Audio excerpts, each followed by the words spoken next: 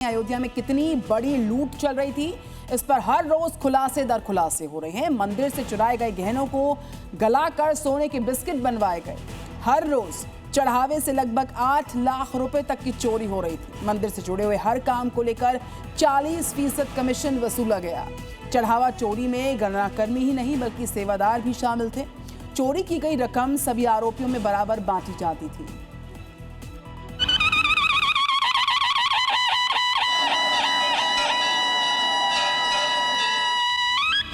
देखो मंदिर का कितना सुंदर खजाना है।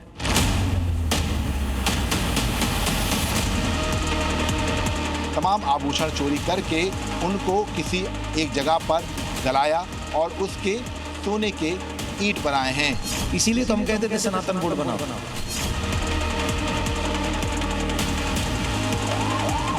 राम मंदिर चढ़ावा चोरी केस में जैसे जैसे जांच आगे बढ़ रही है, खुलासे पर खुलासे हो रहे हैं। इसी कड़ी में हुआ है अब तक का सबसे बड़ा खुलासा। चढ़ावा ही नहीं, श्री राम के गहनों की भी चोरी। गहने पिघलाकर बनवाई गई सोने की ईंटें। अपने आराध्य के दर्शन करने पहुंचे राम भक्तों ने दिल खोलकर दान किया, नकदी दी, सोने चांदी के आभूषण चढ़ाए, ये सोचकर कि सब कुछ श्री राम का ही तो दिया है। लेकिन चढ़ावा चोरों ने उन गहनों को भी नहीं छोड़ा। श्री राम मंदिर में राम धन की गोल्डन लूट। चोरी के खुलासे के बाद से ही आरोप लग रहे थे कि सोने चांदी के कई गहने गायब हैं, लेकिन अब तक उन गहनों का कोई सुराग नहीं मिला।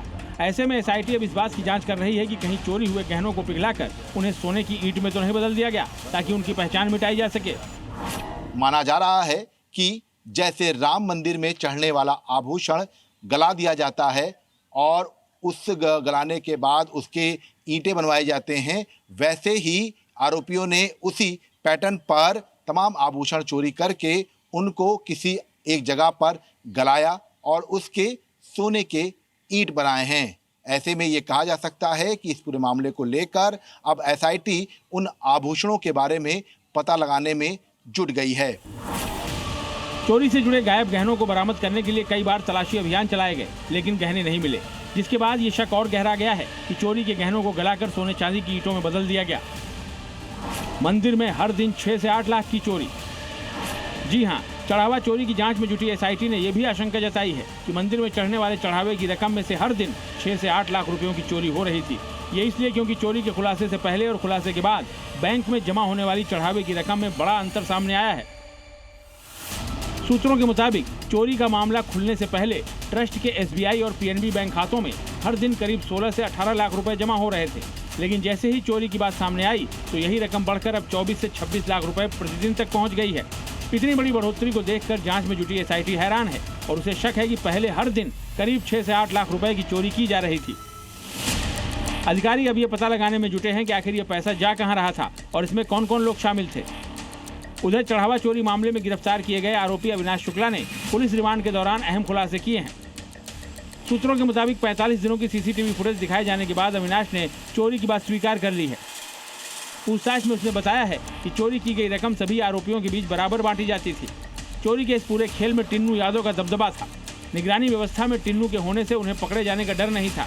टिन्नू हमेशा कहता था कि कुछ नहीं होगा, सीसीटीवी फुटेज डिलीट कर देंगे। टिन्नू के चलते किसी सुरक्षाकर्मी या कर्मचारी ने कभी उन्हें रोका नहीं।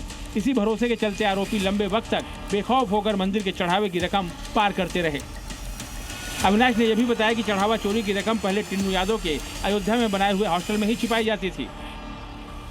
और आपको हम तस्वीरें दिखा देते हैं कि टिन्नू यादव का ये हॉस्टल है और नीचे की तरफ 9 कमरे हैं।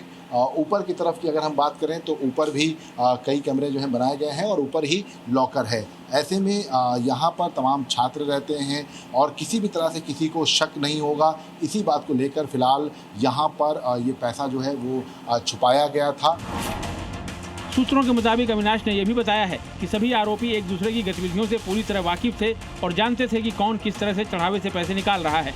चोरी की घटनाओं के बाद सभी आरोपी आपस में बैठक भी करते थे। पुलिस अब इन बैठकों का मकसद चोरी की रकम के बंटवारे, संभावित दूसरे लोगों और पूरे नेटवर्क की पड़ताल में जुटी है। विशाल रघुवंशी के साथ ब्यूरो रिपोर्ट, जी मीडिया।